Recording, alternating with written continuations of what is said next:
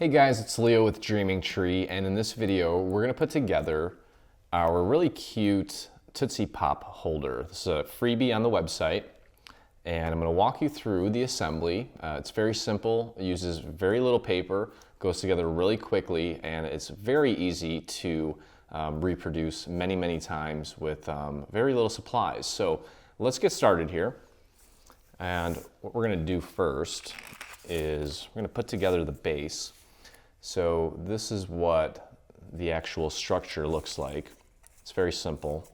And we're going to begin by simply just folding everything at the score marks and popping out any pieces that may not have popped out.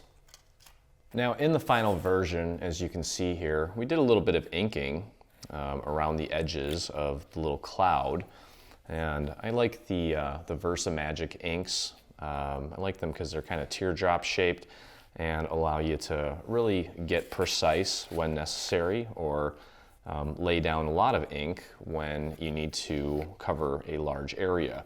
So I'm just going to ink one of the sides here just to kind of give you an idea of what I did, and I'm just going very lightly, and I'm just starting by getting the edge here just to make sure that that gets inked, and then I will probably apply a little bit more pressure and try to create somewhat of a gradient effect on the actual piece by rubbing on the actual surface of the paper so that it's not such a harsh look. And the goal is to just get a nice little light coat of the ink as you kind of work your way in.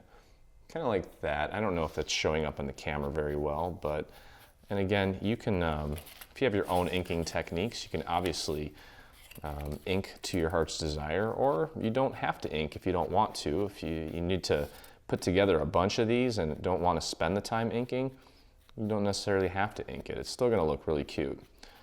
So I would go ahead and do that on both sides, just to kind of make it uniform, okay? And at this point, we're going to go ahead and glue this little tab here to the other side. So just get a nice little bit of glue on there. If you have a tape gun, you can use a tape gun. That would probably even make your work a lot faster if you're producing a lot of these for, say, a classroom of some sort. Okay, so we'll get that right on there. Okay, now there's two sides to this. I'm only going to do one side since it's redundant. You don't need to see me do both sides. This heart here, you'll notice at the bottom of this piece, there's a V-shaped score mark, and that is just to help you align the heart itself.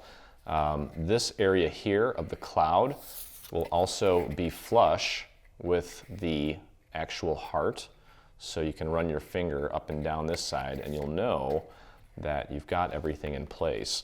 So what I'm going to do is I'm going to put glue on the top section here up to about this point here where that contour ends, okay? And then on the actual heart itself, I'm going to go ahead and put glue down at the bottom and work my way up a little bit, just like that. Okay. And we can go ahead and get that glued into place. I'm kind of just running my finger along the edge here just to make sure that I've got it nice and aligned. Okay, so that looks pretty good. And I didn't put glue on the top of the heart because I don't want any glue up here. That's why I actually put it on the structure itself. Okay, so that looks really cute so far. And the next thing we're going to do is we're going to take our little Cupid. And as I mentioned in my Facebook Live video, anytime you're dealing with a white core paper and you're actually going to see the white core exposed, you don't always have to do this, but I like to do it because it kind of blends everything nicely. I've got these color box inks as well, and I'm just going to go ahead and ink my little Cupid here. And this color is so similar to the color used on the actual paper that I can like actually rub it on the paper and it gives me an even cooler gradient look. And it blends so nicely that even if you mess up, you can't even tell. And this just really gives this piece a little more interest and a little bit more dimension. So let me see if you can even tell the difference here if I put these side by side. Let's see if you can see the difference at all. I feel like with this one here, the light is kind of picking up more of the white on his head, where on that one, it's a little bit less. So anyway, that's optional as well. And again, you can ink as much or as little as you want. It's totally up to you. And we adhered Mr. Cupid using some pop dots, 3D Zots to be exact.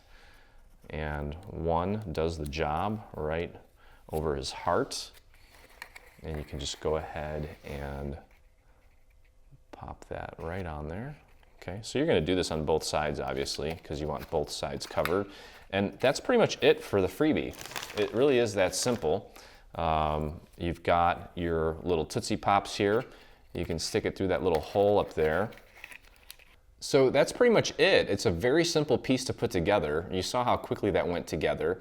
And it's not required, completely optional, but we did add a cute little bow to the actual stick of the Tootsie Pop that just really finished it off. And I do have my Bodabra here, which is what I used to create this bow, and I'll be more than happy to show you how I did it using my Bodabra. Okay, now before we get started, you want to grab some string. Okay, I have some gold string that actually came with my Bodabra, and we're going to pop it into this little valley or this little slot here, and I'm going to tuck it under the Bodabra so it doesn't move while I'm making my bow.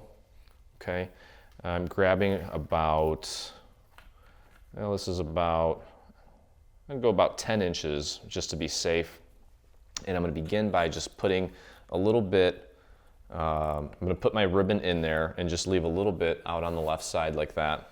Okay, and I want a 2-inch bow, so I'm going to go 1 inch on each side. Okay, so as you can see there, my first loop hits that little 1-inch mark.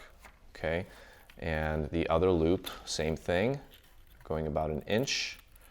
Okay, there's my next loop, is going to be about 1 inch. Now this loop here is also going to be 1 inch, but I'm going to take my ribbon and tuck it underneath itself before I slide it in, so I don't have a stray piece of ribbon just hanging there. Okay, and we're going to just kind of pull this out until that other loop is exactly where I want it to be at that 1-inch mark. Okay, so it's okay if it's a little bit smaller. And what I like to do is I like to count my loops here just to make sure that I did it right. I've got 1 loop here, 1 loop here, and I've got 1 loop here and 1 loop here. So we can take this little handy tool and push this down to really make it stay. Now, in the final version here, I do have a little tail that hangs, okay? And I actually, with the Bodabra, I put that on separately. So I'm gonna go ahead and just pop that in place like so, and just trying to figure out roughly how long I want that tail.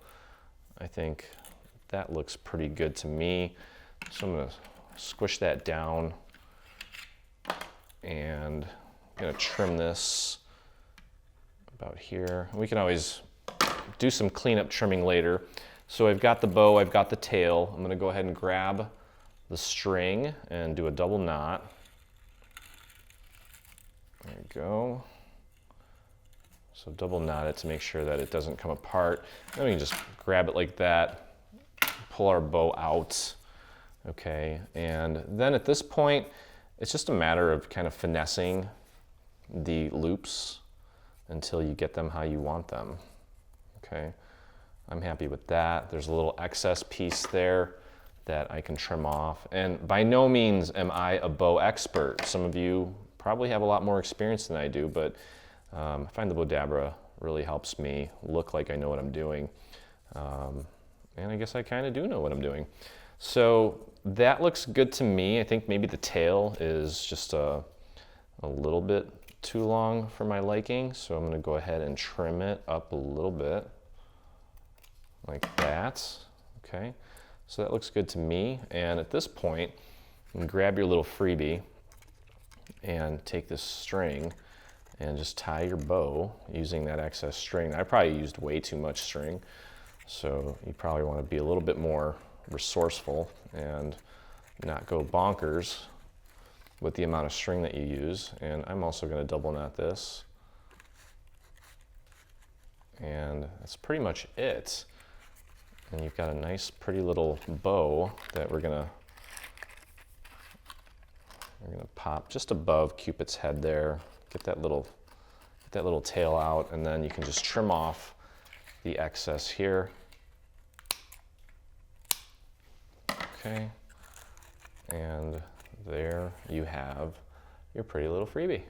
So that was really quick and simple and easy and fast.